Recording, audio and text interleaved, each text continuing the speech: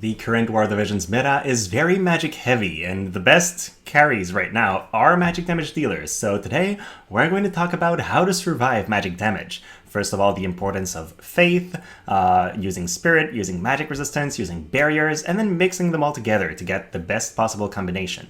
So let's begin. First of all, if my magic tank requires a high faith to do their job, they begin with a major strike against them. The reason for that is having high faith, yes, increases your magic damage dealt, your healing done, healing received. There is a lot of pros to having a high faith, but it increases the magic damage you take. A character at 97 faith takes 145% the magic damage that a character at 50 faith would take. If you can afford to run your tank at 30 faith, he only takes 80% of the magic damage. So characters that don't need faith tank magic better, naturally. That's just the way the game works. It's the whole reason why when I feature Nasha as a tank, she can take quite a few magical hits, even though she has an entire kit that focuses on tanking physical attacks, because she has 30 faith. She's taking basically 70% less damage than a 97 faith character would. So with that said, there are high faith magic tanks in the game that do work well, like Rain and Fryevia, but it's a major disadvantage. If all other things are equal, they're going to die almost twice as fast as a low faith tank. If you want to know more about what exactly faith does to your characters, I have made a guide specifically for that in the past, so just go in the description below and click the link, and then you can learn more on that topic.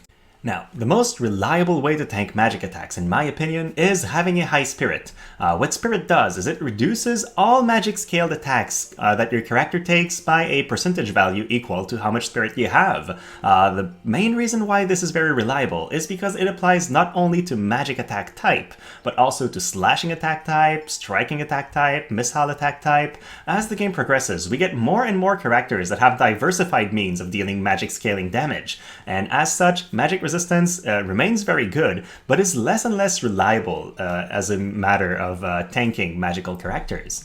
So how do you build a spirit-based character? First of all, if you pick a character that has a decent innate spirit, that's really good for you. Rain is the best example for that. He has a crazy innate spirit and can increase it further through passives. Warrior of Light is also a decent option. He has crazy tankiness and 6 base spirit in his kit as well, so he can do that pretty well.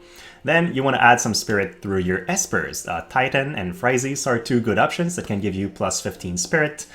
You want some pieces of equipment that will give you some more spirit. I've put a couple of them on screen, but look through your equipment tab, pick whatever high spirit value item you have, and then slap that on your character, and you're good to go. If you really want your tech to focus on tanking while losing out on some other offensive bonuses, the Leonis Vision card is a great option. Plus 15 defense and spirit will ensure that not only does your character have 15 more spirit to work with, but they also tank physical attacks a little bit better. And that's one thing, not all magic tanks are good against physical attacks, so that helps mitigate that disadvantage a little bit. Now, another trick I really like to use when I'm using spirit-based characters is buff their spirit further through buffs. There is one very easy way to do that, and it's equipping Rain's clothing on any unit that can use clothing. The TMR ability will increase your character's spirit by 25 in an AoE for 3 turns. That is crazy. 25 spirit means 1/4 of the magic damage is ignored on top of whatever you already had. So it's very powerful. If you don't own Rain's TMR, or you just own 9S and want to use him instead, well, he has an ability that increases spirit and defense by 15 in an AoE. So while there's a little bit less spirit into this ability, the fact that it also increases physical survivability is a pretty good trade-off. Now, while you're running a high spirit build, you have to be very wary of spirit penetration. What that does is it ignores a percentage of your spirit value. So for example, if you have a spirit of 50 and an enemy comes in and attacks you with 50 spirit penetration, well, they ignore 50% of whatever spirit you have, which means your effective spirit against the character will be 25 instead of 50. That's the way penetration works in general across the War Divisions. So what are some means the character can use to gain spirit penetration? First of all, we can farm it right now. These silver-rimmed glasses give any character in the game 20% spirit penetration if they equip it, so that's pretty bad. Then any character with the Rune Knight subjob is a threat for you, because that job gives one passive that grants characters 40% spirit penetration. With that on the glasses, you're in pretty deep trouble if Spirit is your only way to tank their damage. Howlet has a passive for 20 as well, so he can reach 80 if he has the glasses in and the right passive equipped. Luel, 40% through the Rune Knight passive, 40% more for 3 turns if she uses her Limit Burst, and then if she equips the glasses on top, she can completely ignore a character's spirit, which is really cool.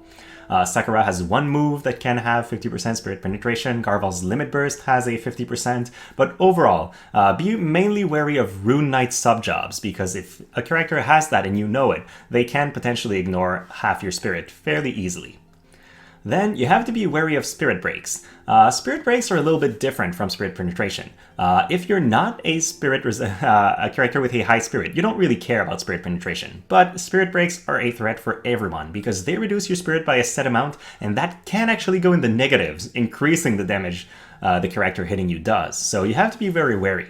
The primary example of that is Black Witch Helena. She has an ability that decreases spirit by 30 in an AoE, which is insane. But you'll see that Black Witch Helena is in every single category. She can ignore magic resistance, she can break magical barriers, and can break spirit, so there's no real way to itemize against her. Any green mage, like normal Helena, has D-Shell, which decreases spirit in an AoE as well, but I don't really see the AI use that very often, so unless somebody's using that on manual, you don't really have to worry about that. Then there are a couple other characters with spirit down moves, but they're not as impactful. Medina can decrease spirit by 20 in an AoE if she's at level 120, and then Agrias and Rain have a move that's in melee range, able to decrease defense and spirit by 20, so they could be threats, but I don't see them use that very often. Now, the second good way to protect yourself against magic damage is magic resistance. The main advantage of magic resistance is that it's fairly easy to build. It's much easier to get a character at a high amount of magic resistance than it is to get a character to high spirit.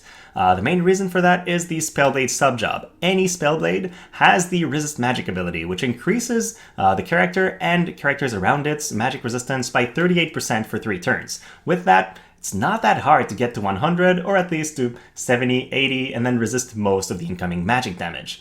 What it does is it works basically like Spirit, but it only affects the magic attack type, decreasing the incoming damage by a percentage value equal to how much magic resistance you have. Now, if you want to build for magic resist, you ideally want the Fenrir Esper. It's going to give you 20% magic resistance across the board. Otherwise, there are a couple element-specific options like the Omega card, the Astrologer card, the Phoenix card. Like I said, you want a Spellblade. I've only put 2 of them on screen because I think they're really good, Whisper and Fryevia, but Black Witch Helena is one of them, Eldira is one of them, Warrior of Light's one of them, Ramada. There is a ton of options, so I'm just not putting them all on screen. Then ideally, you want an Esper that's going to increase your magic resistance as well. Bahamut, Fenrir, Aigaion, Mugol, there are more than that, so just take a look on War of the Visions Cock, find the ones you want to use, but there is a ton of options. There's also a ton of options for equipment, so the Armor of Light, Tidus's Necklace, Soul of Tamasa, the Smart Coat, the Bale Gauntlet. Again, I'm not going to put them all on screen, but use whatever you have to try to get your magic resistance even higher. With that said, if you're building your character based on magic resistance, there are 3 things you need to be wary of. First, magic penetration. It's a fairly new thing in the game, but Black Witch Helena has a passive where she ignores 20% magic resist, which is really good. Then, if she has the Cypress Pal on top, she ignores 40% magic resistance, and you're in for some trouble.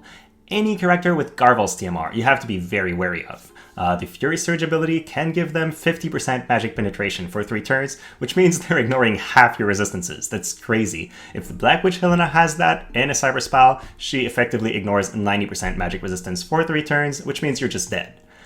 Then, be wary of Kilfei. I know she's not popular right now and players don't really run her, but her Limit Break decreases your magic resist by 38 for 3 turns. It's instant cast, it always works, that's really powerful. In the future, we'll also have Dress Up Glaciala, if we do get her, that has an ability to decrease magic resistance, so there will be more ways to do that in the future. Then, of course, be wary of alternate damage types. There are a lot of characters with magic scaling moves that are not magic.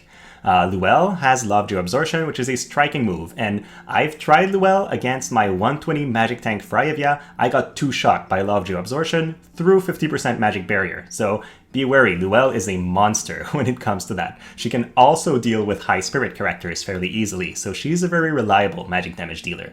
Then any Spellblade can deal slash type, magic scaled attack, Garval, and any Energist has missile type.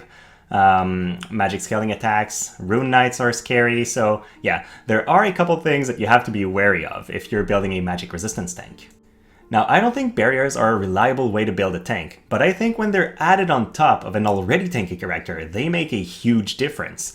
They further reduce damage taken by a percentage value equal to what the barrier give. They either last a certain amount of times or a certain amount of turns. A lot of characters have self-generated barriers, and usually these characters, it is possible to set their AI to use it. Fryevia can generate hate in a barrier, Rain can do the same, and then we have a couple characters with hybrid barriers that will cover both magical and physical attacks like Nasha and Gilgamesh. For manual play, there's a ton of other options out there. Mashari's TMR gives a 35% barrier in an AoE, Ayaka's TMR gives you a 20% barrier in an AoE for 3 turns, Warrior of Light, his AI will actually use Invincible Shield on people, but if you want to use it on the critical target and always target the right person with your shield, it's way easier to do that in manual. So I think it's much easier in general to use barriers right when you're playing manual because you'll have a better sense of the timing and how to use them.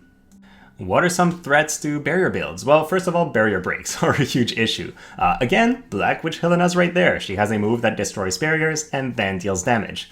Otherwise, avoid fighting snipers. They have the barrier break move, and they can remove your barriers very easily from a long range. So if you're planning on using barriers to survive, avoid these enemies.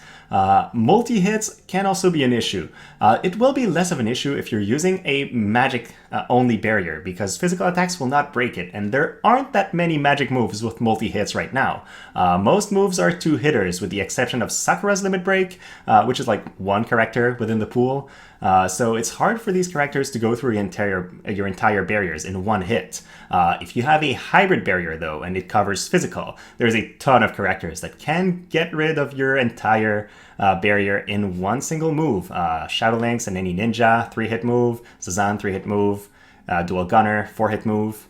And now that I'm thinking about it, another threat to your magical barrier is Rain. He has a 3-hit Soul of Permanence ability, which is a 3-hit magic scale move, so that can also break your barrier in a single hit.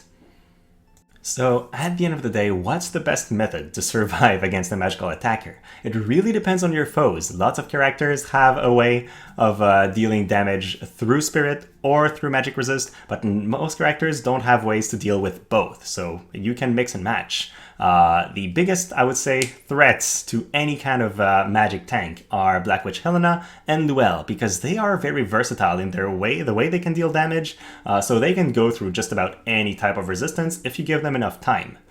For that reason, I think it's better to use both Spirit and Magic Resist, and then Barrier on top if you can. You should of course focus on one and try to get it as high as possible, whether that's Magic Immunity or super high Spirit, but having a decent amount of whatever else gives you a lot more reliability in your tank. The main reason for that is even Black Witch Helena, she has a specific move that decreases Spirit, a specific move that breaks barriers, but she has to use them separately, so if you're good in both values, it's going to take her a lot longer before she can remove every single one of your means of survivability, and so you can tank 2-3 hits before you go down. Then, especially for manual, I think having a recovery plan is really good because it allows you a lot more flexibility in your engage plan.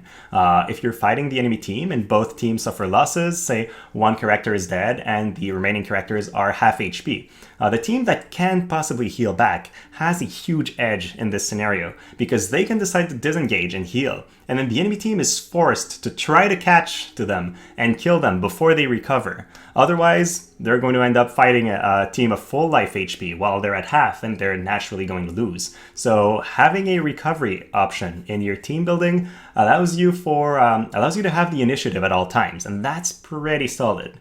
When we're talking about auto fights, though, that's not always the case. I've seen so many scenarios where healers try to heal in the critical moment in the fight, where they could just finish the enemy team and win, and instead lose because they decide to cast a Kiraga instead of doing an attack. So be wary of having a healer in your auto matches.